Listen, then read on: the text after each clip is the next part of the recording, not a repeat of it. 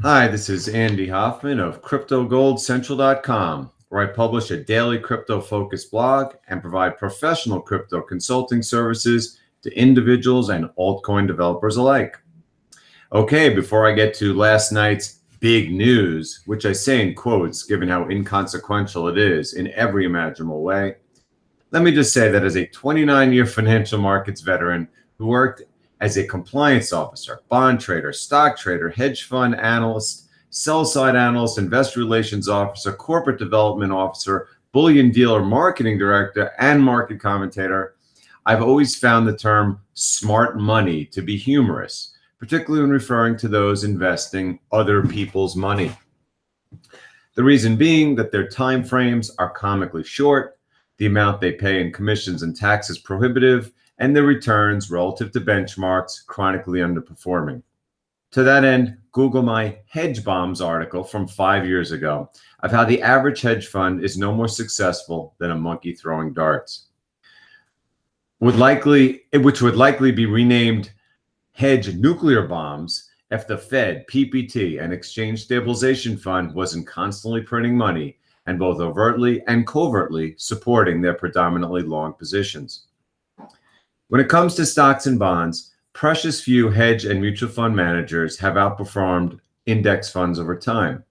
whilst many who were once considered gurus lost all they gained shortly thereafter. To that end, I'll bet most listeners one or more times look like geniuses too. But just like so-called smart money lost most or all of their capital many times too. I too have had major ups and downs over my 3-decade investing career, which is closer to 2 decades in reality, as I didn't really have anything to invest until 1999 or so, of which Bitcoin has been my biggest success. Last year, eclipsing mining stocks circa 2004 to 2007, as opposed to the mining stock bloodbath I endured until abandoning the sector 4 years later. The key, of course, is to hold on to the gains when you get them and minimize the inevitable losses. As for crypto, there literally is no such thing yet as institutional smart money, aside from the very, very small handful of forward-thinking individuals who became early adopters pre-SegWit, none of which I'm sure were of significant size, given that until SegWit, which solidified the Bitcoin network, yielding higher investable prices, essentially no institutions were even allowed to buy crypto. After SegWit logged in a year ago, yielding the epic price surge from 2,000 to 20,000, eclipsing the key $100 billion market cap level at around 6,000, small Wall Street crypto hedge funds were created by the dozens, champing at the bit for their simultaneous January 1st launch dates, after which they caused one of the biggest bubbles in financial history in largely worthless altcoins. Thus, they missed out on the rise from Bitcoin 400 to 20,000 in 2016 to 17, but bore the full brunt of Bitcoin 20,000 to 6,000 in barely a month's time. And now, with new institutional money slowly entering the game, given that Bitcoin has maintained said $100 billion level all along, i.e. the level that legitimizes it as an asset class and legalizes it from an institutional investment standpoint, they have been exposed to and in many ways responsible for the lunatic trading environment post-crash, which I might add has been accelerated by the insanely stupid leverage enabled by inexperienced exchanges like OKEX, which last week was caught off guard by a trader who lost $400 million in Bitcoin without sufficient collateral. Not to mention major price disrupting events like the Mt. Gox trustees' unconscionably irresponsible dumping, which thankfully is over, and now speculation about whether a Bitcoin ETF will be approved by the US SEC. As if the regulatory agency of a nation where just 8% of the world's population resides has any ability to change the course of a global decentralized asset like Bitcoin that rose from 1,000 to 20,000 after the last ETF was denied, and going forward doesn't need an ETF to grow. Back on July 17th, a mere 3 weeks ago, Bitcoin was roughly $6,700, having ground back up to that level from its third major defense of $100 billion 3 weeks earlier, when suddenly, bam, the price jumped $700 in one day, followed by a $1,200 jump on the 22nd through 24th, taking it all the way to $8,500.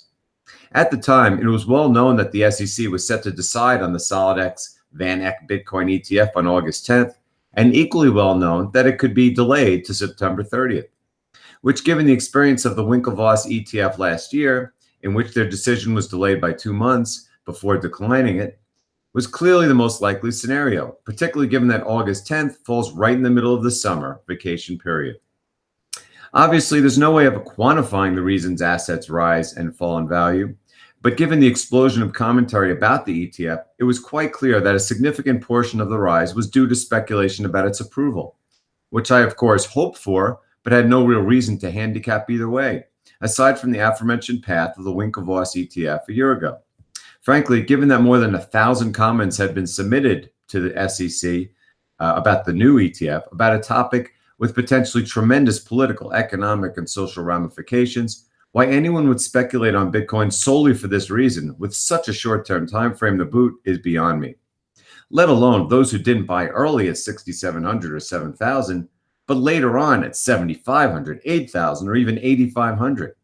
Consequently, I tweeted that while 2017 was the year of the scaling debate in terms of its dominant impact on price movement and commentary, and 1H 2018 the half year of the Mt. Gox trustee, 2H 2018 is clearly morphing into the half year of the Bitcoin ETF, which fortunately matters not for Bitcoin's future, even though, quite obviously, Bitcoin ETFs will be approved in the coming years, perhaps this year, not just in the US, but many nations. For those suggesting ETF approval was imminent, the reasons proffered were that, unlike the denied Winklevoss ETF proposal, the SolidX Van Eck ETF was sponsored by the CBOE, i.e. the Chicago Board of Options, the age-old, 100% mainstream organization that has been successfully trading Bitcoin futures since December. Thus, aside from increased confidence in its regulatory structure, pricing of the ETF would not be controlled by outsiders, i.e. the Winklevoss, who theoretically could more easily manipulate it.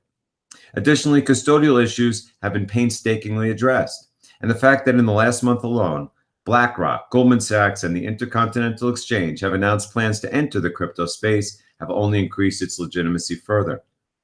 Conversely, the SEC is well known for taking its time with controversial product approvals, particularly in this case, given how many unprecedented issues a Bitcoin ETF brings to the table, not to mention potentially dramatic political, economic, and social ramifications. To that end, many ask, why would the US government ever approve a Bitcoin ETF, given how it unquestionably threatens dollar hegemony and a status quo that favors the handful of powerful politicians and the wealthy benefactors that support them?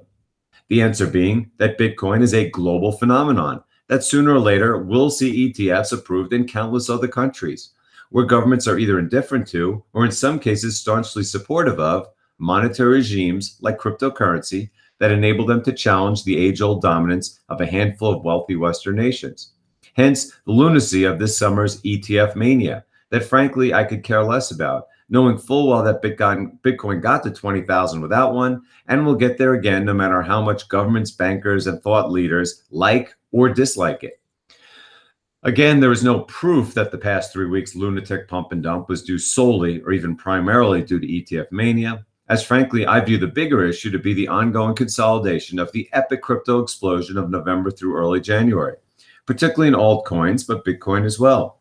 The primary difference being, of course, that whilst most altcoins have faced incredibly stiff operational headwinds since crypto hedge funds bid them into the stratosphere in January, in trying to demonstrate unsuccessfully in nearly all cases that they are worth the investment, Bitcoin has had nothing but good news across the board, from record hash rate and network speed to plunging fees and the permanent end of propaganda that competitors, with quotes around it, like Ethereum and Bcash could be the next Bitcoin. To that end, we still appear to be stuck in an environment where the Bitcoin price rarely responds to good news, but reacts violently negatively to anything considered, quote, bad, even if said bad news isn't bad at all. Like, for instance, a 1-month delay in the SEC's Bitcoin ETF decision. That, again, one would have to be crazy to have actually believed was going to have resulted in a definitive yes by this Friday. Not to mention one where jittery traders are making stupider decisions than ever and getting their heads handed to them on a weekly basis, like, for instance, betting the Bitcoin price will collapse into oblivion or that the SEC will imminently cause it to skyrocket. Put together this Molotov cocktail of headwinds, and you can see why, amongst countless other reasons, hodling is the only viable Bitcoin strategy. Which brings us to last night at roughly 4 o'clock p.m. Eastern Standard Time, when the Bitcoin price, which had heroically held 7,000 all weekend, suddenly plunged to 6,850 due to what was likely the first wave of SEC watching traders seeing the SEC's decision to delay the ETF approval decision, as I expected they would, to September 30th. And then an hour later, when word had properly spread, a further plunge to 66.50, followed by a third overnight plunge to a low of 63.80, before settling as I speak just under 6,500. Frankly, even I'm surprised by the pent-up selling on this complete non-news event, as after plunging from the speculative high of $8,500, in large part on speculation of an SEC ETF approval, in my view, it's hard to believe many speculators are left in this trade. Not to mention, if the trade was to buy ahead of an SEC approval, it's difficult to see why merely delaying the decision by a month would be construed as a material negative event, particularly when anyone with even the slightest degree of common sense would have correctly predicted this outcome, or at least not bet heavily on the SEC approving it this week. As Rand Nooner put it this morning, if you were surprised that the SEC extended yesterday or surprised by the drop in price when it happened, you should seriously reevaluate whether you should be trading crypto. Then again, given how volatile, enigmatic, and counterintuitive Bitcoin trading can be, my advice is that no one should attempt to do so ever. As is fellow mega hodler Adam Meister, whose show this morning was must-listen material for those with or hoping to have strong hands. Clearly, the bear market is not over, even if the Hoffman line at $100 billion Bitcoin market cap has held support for the past 6 months. This is particularly true in altcoins whose overnight losses were staggering, to the tune of, on average, nearly 15%, putting Bitcoin market dominance at 49%, its highest level since the epic December surge to 20,000. As one tweeter aptly put it, the Bitcoin market is still in a mess, the opposite of the protocol. Which brought to mind my tweet from 2 days ago of how, like the internet in 2000, Bitcoin has not crashed at all, and in fact has never been stronger. Conversely, altcoins and ICOs are under tremendous pressure due to the increased public scrutiny of their supposed use cases, just as .coms were at the turn of the century. As for said Hoffman line, I hope we don't have to deal with the fifth challenge of the year, which would come at about 58.40. But if we do, I'm eager to see if indeed the same institutions that supported the first 4 times will do so again. In my view, Bitcoin has graduated to the ranks of legitimacy in the eyes of institutions, which is why organizations like the CBOE launched futures and are seeking to launch an ETF, and why, amongst others, BlackRock, Goldman Sachs, and the ICE, and even Starbucks are launching cryptocurrency ventures. And by cryptocurrency, I mean they will unquestionably focus on the only crypto with size, liquidity, and a proven track record. As I tweeted this morning, the Wall Street effect is here to stay in crypto, which unfortunately means heightened volatility due to the unfathomable and often irresponsible amount of leverage enabled by margin trading, which unquestionably were the biggest reason for the epic bubble-like surge of late 2017 and the horrific bear market of 2018, which I might add still features a Bitcoin price twice what it was a year ago and more than 6 times what it started last year at. But hey, just as the past 2 years crypto bull was unlike anything I've seen in 30 years in financial markets, this year's bear is unprecedented too. Thus, nothing I see surprises me anymore, though at its core, fundamentals still remain, which in my view are more Bitcoin bullish than at any time in the 5 years I've been involved in it, which in turn yields my equally staunch belief that it is dramatically undervalued compared to where it will be in the future, starting with a year from now when, amidst the August 2019 Litecoin halving, markets will start discounting the May 2020 Bitcoin halving. To conclude, I want to discuss one final issue, which is how I plan to act publicly amidst this latest, likely run-of-the-mill Bitcoin price decline, as in my Twitter persona and the topics I discuss. Frankly, I'm exhausted from calling out everyone I disagree with, particularly regarding the direction of the price, which obviously no one person could directly influence.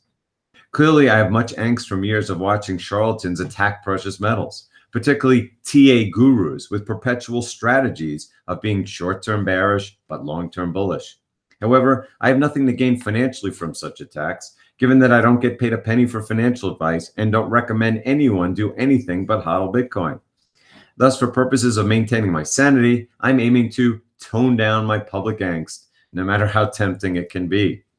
Remember, nothing in life is easy. So to think the nearly unprecedented 2016 to 17 bull run in Bitcoin and at its latter stages, altcoins would continue uninterrupted would be naive. In my view, Bitcoin is the most powerful technological innovation of our lifetimes, on a par with the internet itself, and thus will again regain the public's attention in a big way.